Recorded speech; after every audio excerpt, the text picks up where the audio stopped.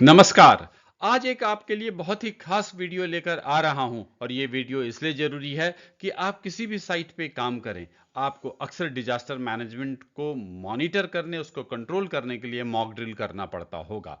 और disaster management के लिए बहुत जरूरी है प्रॉपर कम्युनिकेशन। तो इस वीडियो में डिजास्टर मैनेजमेंट के दौरान कैसे प्रॉपर कम्युनिकेशन करना है, क्या बातें करनी है और क्या नहीं करना है, कैसे करना है, इन सब के बारे में इस वीडियो में डिटेल से आपको बताया जाएगा।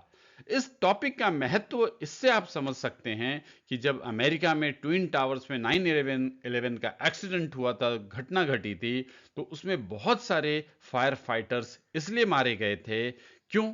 क्योंकि उनका कम्युनिकेशन सिस्टम प्रॉपर तरीके से काम नहीं कर रहा था। यानी कि डिजास्टर मैनेजमेंट के लिए बहुत जरूरी है कि प्रॉपर कम्युनिकेशन हो।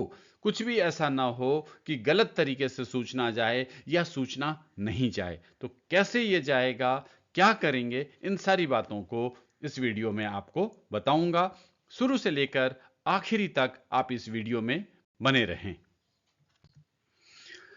इसके लिए करना क्या है? सबसे पहली बात यह है कि जब डिजास्टर मैनेजमेंट एग्जीक्यूट हो रहा हो, उसका काम चल रहा हो, तो clear cut chain of command होना चाहिए। चेन ऑफ कमांड से क्या मतलब है कि पूरे सिस्टम में सबको पता होना चाहिए कि इस पूरे मूवमेंट को, इस पूरे डिजास्टर मैनेजमेंट के टॉप पे कौन है, उसके बाद कौन, उसके बाद कौन। इससे क्या होता है कि लोगों को यह समझ में आ जाता है कि भाई किसके निर्देश को, किसके डायरेक्शंस को, इंस्ट्रक्शंस को मानना है। कई बार ऐसा होता है कि कम्युनिकेशन चल रहा होता, कई अलग अलग तरह के कम्युनिकेशन आ रहे होते, कभी कभी वो कॉन्ट्राडिक्टरी कम्युनिकेशन भी आ रहे हों। तो ऐसे में क्लियर यह होता है कि चेन ऑफ कमांड में जो सबसे टॉप पे है उसकी बात सब लोग मानेंगे और उसके हिसाब से काम करेंगे। अगर ऐसा काम करते हैं तो तेजी से डिजास्टर मैनेजमेंट की कार्रवाई आगे बढ़ती है। दूसरा, कॉमन प्रोटोकॉल या मल्टी चैनल्स की बात। ये क्या है? कम्युनिकेशन का प्रोटोकॉल पहले से ही तय किया हुआ होना चाहिए। आमतौर पर जो standard emergency response planning system बना के रखते हैं हर साइट पर, उसमें प्रॉपर तरीके से कम्युनिकेशन प्रोटोकॉल बना हुआ होता है। कम्युनिकेशन प्रोटोकॉल का मतलब ये है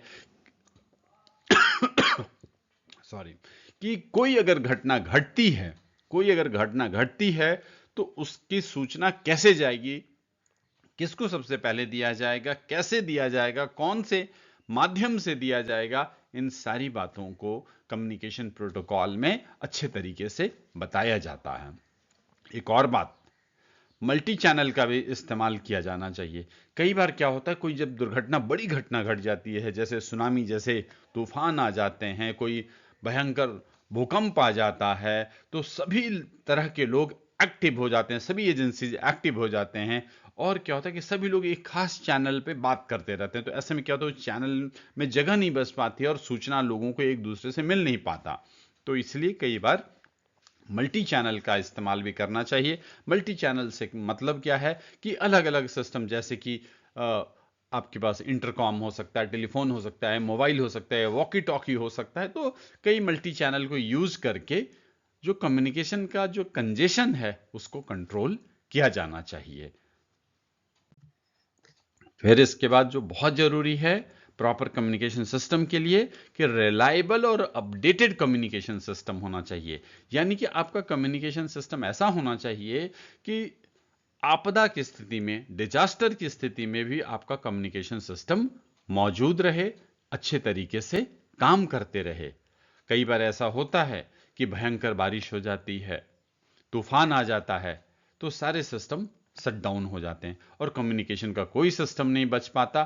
ऐसे में कैसे डिजास्टर मैनेजमेंट को चलाना है, ये बहुत मुश्किल कार्रवाई हो जाता है। इसलिए हमेशा जरूरी है कि आप रिलायबल और अपडेटेड कम्युनिकेशन सिस्टम का इस्तेमाल करें।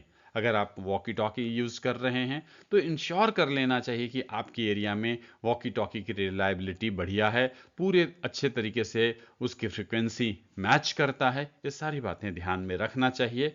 और जब इक्विपमेंट को इस्तेमाल करने वाली बात है, वो ऐसा इक्विपमेंट यूज करना चाहिए कि जो कि यूज करने में भी आसान हो, ताकि कोई नया आदमी भी अगर डिजास्टर मैनेजमेंट में पार्टिसिपेट कर रहा हो तो आसानी से कम्युनिकेशन सिस्टम का इस्तेमाल कर सके और प्रॉपर तरीके से मैसेजिंग कर सके।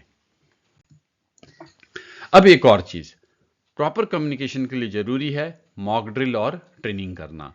मॉक ड्रिल करने से यह फायदा होता है कि डिजास्टर मैनेजमेंट में जितने भी पार्टिसिपेट करने वाली टीम होती है उन्हें अपनी अपनी रिस्पॉन्सिबिलिटी का पता चलता है। उसी तरह से जो कम्युनिकेशन टीम जो होती है वो भी अपने सारे कम्युनिकेशन इक्विपमेंट का इस्तेमाल करती है और प्रैक्टिस करती है ताकि अच्छे तरीके से इमरजेंसी में इस्तेमाल कर सके। इसलिए कई बार अलग से कम्युनिकेशन सिस्टम की ट्रेनिंग भी दी जाती है। कई बार जैसे छोटे लेवल पे हम बताएं तो वॉकी टॉकी कैसे यूज करना है, नहीं तो कई बार ऐसा होता है कि कई security person walkie talkie use करते हैं और उन्हें कैसे स्टार्ट करना है, कैसे खत्म करना है, कब तक वॉकी टॉकी के बटन को प्रेस करना है, ये सारी बातें उन्हें जानना जरूरी है। अगर ऐसा नहीं जानेंगे तो कम्युनिकेशन प्रॉपर तरीके से नहीं होगा, कट कट के आधे अधूरे तरीके से मैसेज जाएगा। अब आगे आते हैं proper use of communication system. जो पहले मैं बात कर रहा था उसी को थोड़ा और आगे बढ़ाते हैं कि डिजास्टर मैनेजमेंट में भाग लेने वाली जितनी भी टीम है, जितने भी लोग हैं, सबको कम्युनिकेशन सिस्टम का प्रॉपर इस्तेमाल करने आना चाहिए। कम्युनिकेशन का स्टैंडर्ड तरीके से यानी कि जो सेंटेंसेज यूज कर रहे हैं वो स्टैंडर्ड फॉर्मेट में यूज करना चाहिए ताकि सबको समझ में आ सके। बिना घबराए हुए बोलना चाहिए, स्पष्टता के साथ बोलना चाहिए और धीरे धीरे बोलना चाहिए ताकि जितनी भी बातें हैं वो कम्युनिकेट हो। एक और खास बात, जो आप सेंटेंसेस बोलते हैं वो बहुत लंबे लंबे नहीं बोलना चाहिए। आमतौर पर 4-5 शब्दों का एक सेंटेंस बोलना चाहिए। इससे क्या होता है कि सामने वाला जो सुनने वाला है वो सही तरीके से सुन लेता है और समझ लेता है। एक और बात, कॉल साइन का प्रॉपर इस्तेमाल करें। हर एजेंसी के, क्योंकि जब डिजास्टर मैनेजमेंट होता है अलग अलग एजेंसीज काम कर रही होती हैं और हर एजेंसी का अपना कॉल साइन होता है, हर खास लोगों का कॉल साइन होता है। तो कॉल साइन यूज करते समय प्रॉपर तरीके से इस्तेमाल करें ताकि सही तरीके से कम्युनिकेशन डाउन टू लाइन जा सके और नीचे से ऊपर आ सके, ताकि डिजास्टर मैनेजमेंट एक कॉम्प्रेहेंसिव और कोलैबोरेशन के साथ एक्शन में आ सके।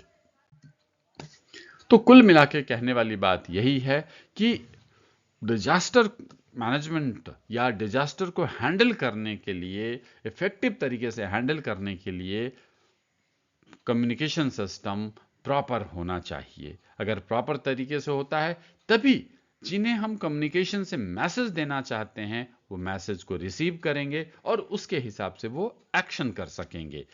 इससे हमारे जो नुकसान होने वाले होंगे वो काफी कम होंगे या नहीं होंगे। तो इसलिए प्रॉपर कम्युनिकेशन के जो तरीके मैंने बताए हैं इस पर आप खास ध्यान रखें ताकि आप जब भी डिजास्टर मैनेजमेंट में पार्टिसिपेट कर रहे हों तो बेहतर तरीके से आप पार्टिसिपेट कर सकें। मुझे उम्मीद है कि ये छोटा सा वीडियो आपको पसंद आया होगा। अगर पसंद आया है तो इस चैनल को सब्सक्राइब करें, लाइक करें, कमेंट करें, शेयर करें। जय हिंद।